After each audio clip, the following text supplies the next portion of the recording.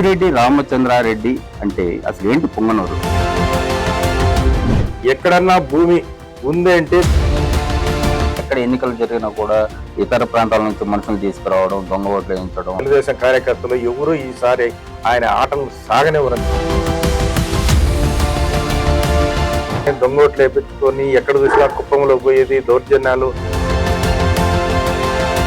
ఉన్న భూములన్నీ కూడా ఈ పెద్దిరెడ్డి రామచంద్రారెడ్డి లాక్కున్నారు. లీటర్ వాటర్ బాటిల్ 20 రూపాయలు అయితే ఈ పొంగునూరు నియోజకవర్గంలో పాలు 16 రూపాయలు. రేపు అధికారంలోకి వస్తే ఎలాంటి సమస్యలు అంటే ఈ సమస్యలన్నీ కూడా ఏ విధంగా పరిష్కరిస్తారు? పాల రైతులకు 45 రూపాయలు గిట్టుబాటు ధర ఇచ్చినంత వరకు ఇక్కడ పోరాటం ఆగదు. రాష్ట్రంలో ప్రధానంగా నలుగురు రెడ్డి పేర్లు వినిపిస్తుంటాయి. ఒకరు సీఎం జగన్మోహన్ రెడ్డి, రెండవది సజ్జల రామకృష్ణారెడ్డి, మూడవది విజయసాయిరెడ్డి, ఇకపోతే నాలుగో పేరు పెద్దిరెడ్డి రామచంద్రారెడ్డి. జగన్మోహన్ రెడ్డి తెలుసుకోవాలంటే తాడేపల్లి ప్యాలెస్, సజ్జల రామకృష్ణారెడ్డి గురించి తెలుసుకోవాలంటే విజయవాడ, ఇక విజయసాయిరెడ్డి గురించి తెలుసుకోవాలంటే వైజాగ్ వెళ్ళాలి. మరో పెద్దిరెడ్డి రామచంద్రారెడ్డిని తెలుసుకోవాలంటే మాత్రం పొంగనూరుకు వెళ్లాల్సింది.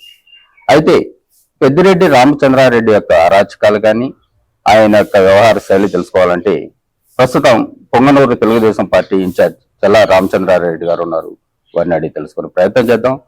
రామచంద్రారెడ్డి గారు నమస్కారం. నమస్కారం. అసలు ఏంటండి అంటే పెద్దిరెడ్డి రామచంద్రారెడ్డి అంటే అసలు ఏంటి పొంగనూరు? పెద్దిరెడ్డి రామచంద్రారెడ్డి గత 30 సంవత్సరాలుగా ఒక సామాన్య కుటుంబంలో జన్మించాడు.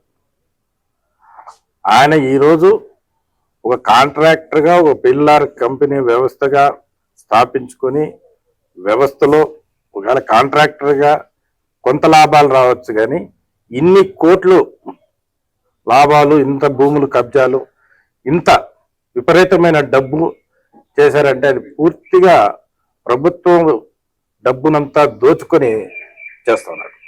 సార్ ఎక్కడ చూసినా కూడా అంటే ఫారెస్ట్ భూములు కావచ్చు, దేవస్థానం భూములు కావచ్చు, లేదా పేద భూములు కావచ్చు, చాలా మంది కూడా ఆవేదన వ్యక్తం చేస్తున్నారు. అంటే ఉన్న భూములన్నీ కూడా ఈ పెద్దిరెడ్డి రామచంద్రారెడ్డి లాక్కునేస్తున్నాడు, అదేవిధంగా ఆయన అనుచరులు దాడులు చేసే వాళ్ళ పేర్ల మీద రాయించుకునేస్తున్నాడు. మరి అదేంటి? అవును, ఈ రోజు పొంగునూరు బైపాస్ రోడ్లో అయితేనేమి, ఇప్పుడు మంగళంపేట భూముల్లో, ఫారెస్ట్ భూముల్లో అయితేనేమి, ఎక్కడ చూసినా కూడా ఎక్కడన్నా భూమి ఉంది అంటే దాని పక్కన దౌర్జన్యము, వాళ్ళ మనుషులు పోవడము, కంచెలు వేయడము, ఆయన భూమి పక్కన ఫారెస్ట్ భూములు ఉంటే దాన్ని అంతా ఆక్యుపై చేయడము, ఈ డీకేటీ ల్యాండ్స్ అనే ప్రభుత్వ భూమి అంతా అన్యాకృతం చేయడము, విపరీతంగా ఎక్కడ చూసినా తిరుపతిలో అయితేనేమి, పొంగునూరులో అయితేనేమి, మంగళంపేటలో అయితేనేమి, ఎక్కడ చూసినా భూములు మాత్రం పూర్తిగా గవర్నమెంట్ భూములు, ప్రజల భూములు అవుతానేమి, ఫారెస్ట్ భూములు అవుతాయి, అన్ని భూములను కూడా ఆక్యుపై చేయడం జరిగింది. అయితే అదే విధంగా ఈ భూముల ఆక్రమణ కానీ, అక్రమాలు కానీ, దౌర్జన్యాలు కానీ ఒక పక్క దొరుకుతూ ఉంటాయి. మరి మనం తిరుపతి ఉప ఎన్నికల్లో చూసాం, చాలా ఎన్నికల్లో చూసాం. ఎక్కడ ఎన్నికలు జరిగినా కూడా ఇతర ప్రాంతాల నుంచి మనుషులు తీసుకురావడం, దొంగ ఓట్లు వేయించడం అలాంటివి. అయితే పొంగనూరులో ఎన్నికలు వస్తే పరిస్థితి ఎలా ఉంటుంది? పొంగునూరులో ఎన్నికలు వస్తే ఇప్పుడు ఏమీ ఆయన చేయలేని పరిస్థితి. ఒకవేళ జనరల్ ఎలక్షన్ లో ఎక్కడి నుంచో మనుషులు తీసుకొచ్చి తిరుపతిలో కానీ దొంగ ఓట్లు వేయించుకొని ఎక్కడ చూసినా కుప్పంలో పోయేది దౌర్జన్యాలు, తిరుపతిలో బై ఎలక్షన్ లో దౌర్జన్యాలు చేయడము, దొంగ ఓట్లు వేయించడము, ఇది ఆయన నైజం. ఇక్కడ కూడా ఆ పని గత ఎలక్షన్ లో అంతా చేసినాడు కాబట్టి 44,000 ఓట్లు మెజార్టీతో గెలుస్తున్నాడు. కొన్ని బూతుల సదుములు అవుతానేమి, చౌడేపల్లిలో అవుతానేమి, కొన్ని ప్రాంతాల్లో బూతులు క్యాప్చర్ చేయడము, దౌర్జన్యాలు చేయడము, కార్యకర్తలను, తెలుగుదేశం కార్యకర్తలు భయభ్రాంతులు చేయడం చేస్తాడు.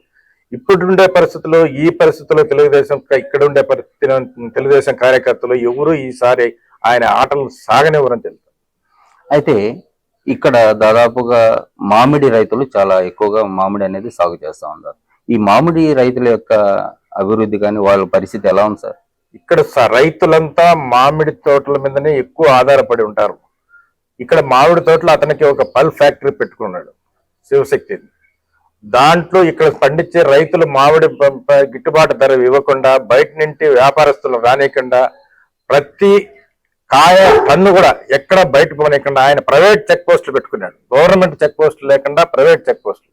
ఆడ దౌర్జన్యంగా వాళ్ళ మనుషులు ఉండడం, కట్టెలు ఎత్తుకోవడం, ఆ వచ్చిన ట్రాక్టర్లో రైతుల ట్రాక్టర్ మామిడికాయలు ఆయన కంపెనీ వాళ్ళ ఫ్యాక్టరీకి తోలుకొని బుద్ధి పుట్టినప్పుడు డబ్బులు ఇవ్వడం. ఇంతవరకు కూడా 2 సంవత్సరాలకు కూడా తోలుకున్న మామిడికాయల రైతులకు ఇంతవరకు కూడా బిల్లులు చెల్లించలేకున్నాడు, ఇవ్వడం లేదు, ఏది గిట్టుబాటు ధర లేదు. ప్రతి ఒక్కటి దౌర్జన్యం. అదేవిధంగా పాలు గత 4 సంవత్సరాల నుంచి ఇన్వాయిస్లు ఇస్తా మీకు. పాలు 1 లీటర్ వాటర్ బాటిల్ 20 రూపాయలు అయితే ఈ పొంగునూరు నియోజకవర్గంలో పాలు 16 రూపాయలు. 16 రూపాయలు. వేరే డైరీలు ఎవరున్నా కానీ ఆ మండలాలు లేకపోతే అప్పుడే దౌర్జన్యాలు, క్యాన్లు పెరుక్కోవడము, కొట్టడము, లారీలను కాల్చేయడము, కేసులు పెట్టడము, తరిమేయడం. ఇట్లా గత 4 సంవత్సరాలంటే విపరీతమైన పాల రైతుల దగ్గర దోచుకుని రైతులు పూర్తిగా పాడి రైతులు ఆవుల మీద ఆధారపడి జీవనం పొందే ప్రాంతాల్లో ఇటువంటి కార్యక్రమాలు చేసి రైతులు రక్తము దాగినాడు.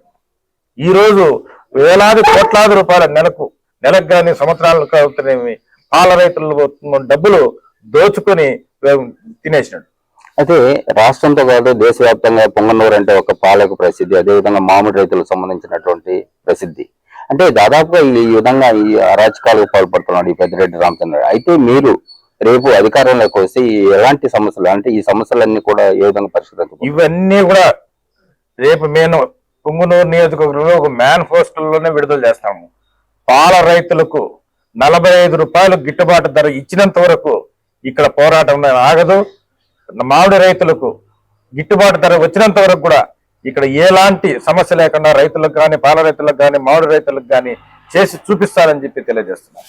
ధన్యవాదాలండి రామచంద్రారెడ్డి గారు. Thank you. మొత్తం మీద అంటే పొంగనూరు నియోజకవర్గంలో జరిగే అరాచకాలు, అంటే ఏదైతే పెద్దిరెడ్డి రామచంద్రారెడ్డి అరాచకాలకు పాల్పడుతున్నాడో వాటన్నింటిని కూడా తెలుగుదేశం ప్రభుత్వం అధికారంలోకి వచ్చిన తర్వాత పాల రైతులకు కానీ, మామిడి రైతులకు కానీ గిట్టుబాటు ధర కల్పించి వారందరినీ కూడా ఆదుకుంటామని కూడా చెప్తున్నారు.